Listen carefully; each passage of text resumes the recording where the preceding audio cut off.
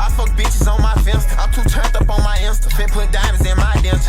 Saturday at the Town and Country Hair Salon was supposed to be about community. In Hammond, Louisiana, a barbershop isn't just a place for a haircut. It's a sanctuary. It's a place where the rhythmic hum of clippers usually dominates the conversation, and neighbors catch up on the week's news, from high school football scores to local politics. But on November 29th, 2025, the routine of a weekend haircut ended in a way that defied logic and broke the heart of a city. Jermaine Stevenson Jr., an 18-year-old known to his loved ones as Meatball, sat waiting his turn. He was a young man with his whole life ahead of him, a recent high school graduate and a college student. He was just a teenager looking for a fresh fade before the week began, but he never made it to the chair. At 5:15 p.m., the atmosphere of the salon shattered. In a burst of sudden, senseless violence, 19-year-old Kylon Green allegedly opened fire inside the crowded shop. Why? Early reports from the Hammond Police Department point to a motive so trivial it's hard to process: a dispute over a place in the queue.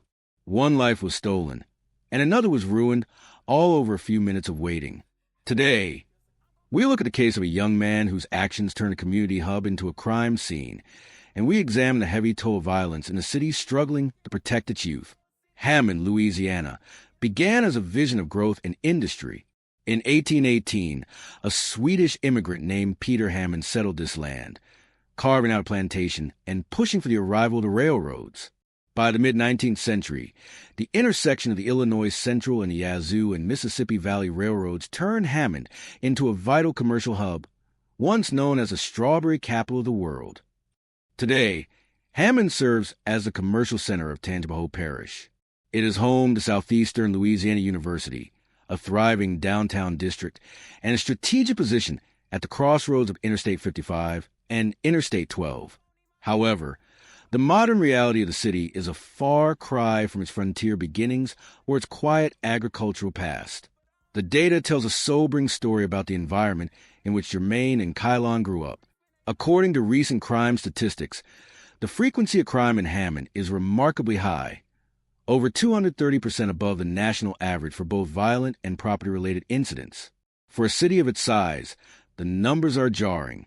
Residents face a 1 in 18 chance of becoming a victim of a crime.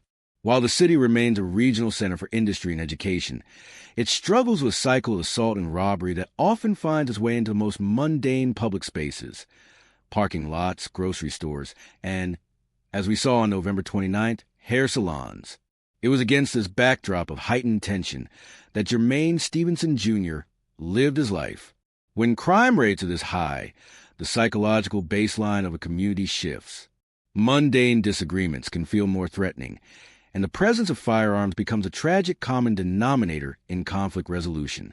Known to his family and friends as Meatball, Jermaine Stevenson Jr. was an 18-year-old who represented the success story many families in Hammond pray for. He didn't have a massive digital footprint or a history of trouble. Instead, he was defined by his aspirations and the people who loved him. Jermaine was a 2025 graduate of Hammond High Magnet School. In a city where the graduation rate and path to higher education can be fraught with obstacles, Jermaine had successfully navigated his way to University of Louisiana at Lafayette, UL Lafayette. He wasn't just attending college. He was majoring in electrical engineering. Electrical engineering is one of the most rigorous academic paths a student can choose, requiring an immense dedication to mathematics, physics, and complex problem-solving. This speaks to Jermaine's character.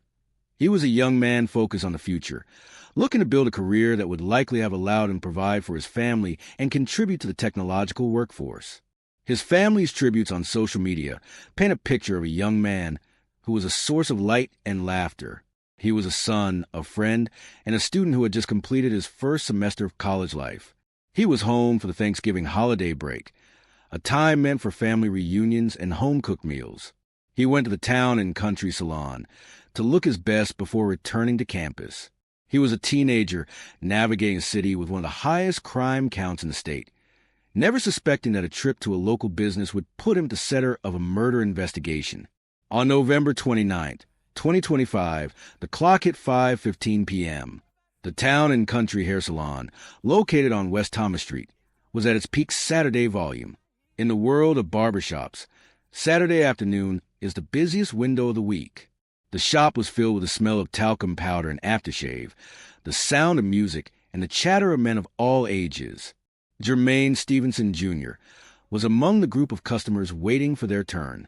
In an environment that should have been defined by relaxation and grooming, a sudden confrontation ignited. 19-year-old Kylon Green was also in the shop. According to witness statements and preliminary police findings, a dispute began regarding the books, the order in which customers are seen. In many barbershops, the queue is a matter of respect. Skipping the line or cutting in front of someone who has been waiting for an hour is seen as a major breach of etiquette. However, in any rational setting, such a dispute ends with verbal reprimand or a frustrated sigh. In this instance, the situation escalated with terrifying speed. Green allegedly pulled a weapon and fired multiple rounds at the 18-year-old. The shots echoed to the small space, shattering windows and sending customers diving for cover. The sense of community safety vanished in the time it took to pull a trigger. Jermaine fell, critically wounded. The aftermath was chaotic. In many high-crime areas, there is a deep-seated distrust of how quickly emergency services will arrive, or a frantic need to bypass the wait for an ambulance. A friend who was with Jermaine acted on pure instinct. Rather than waiting for an EMT, they loaded Jermaine into a private vehicle and raced toward North Oaks Medical Center, the primary trauma center for the region. Despite the rapid attempt to save him, the injuries, inflicted at close range, were too severe. Jermaine Stevenson, Jr. was pronounced dead shortly after reaching the hospital. While medical staff fought for Jermaine's life, Kylon Green made a move that left the local community and investigators baffled. Typically, in the wake of a public shooting, suspects flee the area, hide out with acquaintances, or attempt to leave the state. Green did none of these things. He walked away from the salon and headed to Maine's Market, a nearby business. There, he did something rarely seen in high-adrenaline violent crimes. He contacted the police himself.